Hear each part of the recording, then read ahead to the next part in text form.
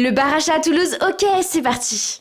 Moi c'est Yuna et je lance une application pour partager les meilleures sorties autour des animaux, alors pour ne rien rater, n'hésite pas à t'abonner. Pour ce début de road trip, on va partir dans le sud et plus précisément à Toulouse pour découvrir le bar à chat Chapristi. Sur les réseaux sociaux, j'ai vu plein de vidéos de gens qui disaient que c'était une super activité à faire, donc j'ai décidé d'aller voir. Le bar à chat Chapristi a ouvert en 2016 et se trouve dans le centre-ville de Toulouse. Ici, 6 chats vivent sur place, 2 proviennent d'un élevage et 4 ont été adoptés auprès de l'association Chat Libre. Et en plus, ils ont un partenariat avec la même association où ils font famille d'accueil pour des chats mis à l'adoption. Donc dès le départ, je suis un peu mitigée. Quand on rentre à l'intérieur, on doit se désinfecter les mains et on découvre le côté café, tandis que le restaurant se trouve à l'étage du dessous. Et même un endroit réservé pour eux, interdit aux visiteurs. À l'étage du dessous, on découvre un joli restaurant avec des pierres, c'est très chaleureux et le coin est très tranquille. Sur le mur du fond, il y avait toutes les photos des chats qui avaient été adoptés et franchement, c'était hyper impressionnant. Ce que j'ai trouvé génial, c'est que sur la table, il y avait des documents concernant le règlement et même un guide. Moser et Marco sont les 2 sibériens qui proviennent d'un élevage. Sur le document, ils ne disent pas clairement que c'est un élevage, je le savais déjà car je m'étais renseignée avant de venir ici et je voulais en parler avec l'équipe. Sauf que sur place, sur les 3 salariés, personne me l'a avoué et on m'a même dit que c'était une association. Donc soit ils n'étaient pas au courant que c'était un élevage, soit on m'a menti. Concernant le repas du midi, on a pris une quiche au poireau, des lasagnes végé et un œuf aux côtes au poireau et c'était vraiment super bon. Mais malgré ce bon moment, je suis un peu mitigée. Le bar à chat a permis de faire 71 adoptions depuis 10 ans, ce qui est génial. Mais en même temps, je me suis posé la question de pourquoi avoir des chats qui vivent sur place au lieu de faire que famille d'accueil. Une des salariés m'a dit qu'elle ne voudrait pas répondre à cette question, je l'ai trouvé très désagréable. J'ai ensuite réessayé plus tard en posant la question au téléphone. On m'a dit qu'une comportementaliste féline aurait suivi le projet du bar à chat et aurait conseillé à la créatrice de lieu d'avoir un petit groupe de chats qui vivent sur place. Certes, l'idée est bonne, mais j'ai surtout l'impression que les chats vivent sur place pour permettre aux visiteurs de vivre une bonne expérience. Avoir un bar à chat qui fait entièrement famille d'accueil demande un énorme travail. Mais le bar à chat du Mans Mia House a bien prouvé que ce fonctionnement marche et qu'il est beaucoup plus éthique. Bref, tu l'auras compris, je suis mitigée sur cet endroit. En disant avoir fait adopter plus de 71 chats est incroyable, mais j'espère que leur mission finisse par devenir qu'essentiellement du sauvetage plutôt que de l'exposition.